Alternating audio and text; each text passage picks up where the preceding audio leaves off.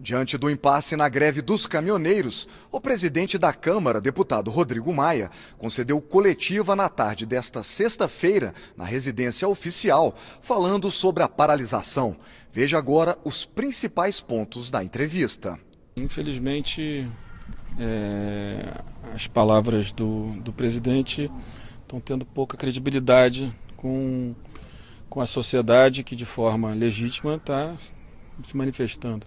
É claro que eu tenho dito sempre aos manifestantes, aos caminhoneiros, que qualquer coisa muito radical acaba ficando ruim. Então, quando a sociedade é atingida, quando os hospitais são atingidos, quando as escolas são atingidas, não é bom. Então, o bom é que, através do diálogo, através da credibilidade da palavra de cada um de nós, se consiga avançar. Acredito que a desobstrução das estradas, pelo menos para a circulação, isso é uma questão importante, que o governo faça com todo cuidado também, respeitando aqueles trabalhadores que têm o direito de se manifestar. Não vê uma crise, talvez a crise mais profunda da nossa história, que vem desde o governo Dilma. O Brasil sai da recessão do governo do presidente Michel Temer, mas do ponto de vista da melhoria da qualidade de vida das famílias, não aconteceu nada, porque todas as empresas com muita capacidade ociosa, não tem ninguém gerando novos empregos e principalmente empregos de qualidade, melhorando a renda do trabalhador. Então o trabalhador que conseguiu, por exemplo, voltar ao mercado de trabalho, voltou com renda menor. Então, e os preços dos combustíveis aumentaram muito, do gás de cozinha aumentou muito. Então a vida do trabalhador piorou, mesmo o Brasil saindo da recessão. E é isso que falta às vezes para o governo, entender que os números melhoraram em relação ao governo Dilma, mas a vida real das pessoas não melhorou. Então, na hora que o governo tem um aumento do preço do petróleo e que vai ter um excesso de arrecadação para o governo federal apenas na ordem de 13, 14 bilhões, ele deveria pegar esse excesso de arrecadação e devolver para a sociedade. Devolve como? Reduzindo impostos. Aliás, impostos que o governo, na minha avaliação, aumentou em 2017 em julho, o PIS/COFINS da gasolina, do etanol e dos diesel na média de 100%, aumentou de forma irresponsável. São 20 bilhões de reais em 12 meses que se tira da sociedade. Você tirou 20 bilhões da sociedade que sofre com uma crise econômica que vem há 4, 5 anos. Então a crise é mais complexa, ela é mais profunda e se precisa tomar cuidado. Claro que as rodovias não podem ficar obstruídas, que se faça manifestação pacífica fora das estradas, mas que a gente entenda que tem um certo limite para que a sociedade possa se manifestar e tem também um limite para que o governo também use com cuidado a força para que possa, desobstruindo as estradas, respeite a manifestação da sociedade. Uso das Forças Armadas. O Exército era desnecessário. Até eu estava agora em Maceió com a presidente Carmen Lúcia e o governo entrou com uma DPF que caiu com o ministro Alexandre Moraes, e ela estava me contando do mérito, não tinha inclusão das Forças Armadas, era a Força Nacional. E foi a informação que a gente recebeu lá, que era a utilização da Força Nacional. Claro que a utilização das Forças Armadas, como eu disse, não parece o passo correto nesse momento. Acho que os manifestantes estão dialogando. Uma parte ontem deixou claro que o acordo que estava sendo feito eles não ia impactar a ponta, e foi o que aconteceu. Então acho que tem que tomar cuidado. O que eu disse é desobstruir a estrada é uma coisa, usar as Forças Armadas é outra. Acho que as Forças Armadas elas devem ocupar outro papel nessa história, não esse papel. Acho que a Força Nacional, que é composta por policiais militares, claro, junto com a Polícia Rodoviária Federal, podem atuar em conjunto. Não é o que foi informado, mas nas últimas informações que nós tivemos, de fato, apareceu as Forças Armadas já de alguma forma atuando. De fato, também não acho que é o melhor caminho. Tem certos momentos que o governo tem que atuar, é claro, mas da minha parte, aquilo que eu possa fazer para ajudar, que eu acho que eu tenho feito, que eu fiz essa semana que vem vamos avançar em alguns projetos que ajudam a regulamentar, garantir maior segurança jurídica.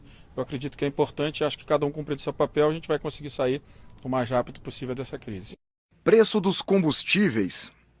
Quando você interfere na política de preço da Petrobras, no final a sociedade paga a conta e não sabe. É a mesma coisa que o sistema Eletrobras. A gente não sabe o valor que o governo brasileiro, que os brasileiros pagam todo ano com o prejuízo da Eletrobras também. Então, a política de preço livre da Petrobras está correta. O que não está correto e não é necessário, por exemplo, é incorporar a variação cambial ao preço né, ao aumento dos preços. O que não está correto é ter uma política de aumento diária. Não tem nenhum país do mundo, pelo menos que eu conheço, que todo dia se aumenta o preço do combustível. A Petrobras pode, com a liberdade do preço, fazer uma política com mais previsibilidade para a sociedade. Vai aumentando e reduzindo ao longo de um período mais longo. Eu acredito que é muito possível que seja feito assim. Agora, ninguém pode negar que o presidente Pedro Parente é um grande quadro, que já passou dentro do governo em momentos delicados, como na crise do apagão, e comandou de forma competente da Casa Civil aquela crise que o Brasil viveu. Então a gente não pode também, porque nós estamos vendo uma crise maior porque o preço do petróleo subiu muito, e aí começar a querer desgastar um quadro da qualidade do Pedro Parente. Eu acho que ele, pela qualidade dele, pela capacidade de articulação, pela inteligência dele, eu tenho certeza que ele também vai compreender que essa política de mudança diária do preço do combustível gera muita insegurança, principalmente para quem trabalha com combustível. Agora, ele fazendo uma política, gerando um colchão, com toda a liberdade, para que não fique com flutuações diárias, eu tenho certeza que ele faz um bom trabalho na Petrobras, e não acredito que tirá-lo agora da Petrobras vai ajudar o Brasil. Não acredito que para o Brasil seja o melhor caminho. O melhor é garantir uma política com mais previsibilidade para o preço do petróleo, sem interferência, sem subsídio. Se quiser subsidiar o preço do combustível, é através de redução de imposto. Quem subsidia política pública é o orçamento da União, não é a Petrobras. Então, se a gente quer reduzir o preço do combustível, a gente tem que reduzir os impostos. O PIS/COFINS, que o governo dobrou no ano passado, a alíquota, zerar essa alíquota do PIS/COFINS, pelo menos do diesel, pensar em zerar a CID, que o governo já anunciou, e pensar dentro do orçamento outras políticas compensatórias que possam atender a sociedade. PIS/COFINS.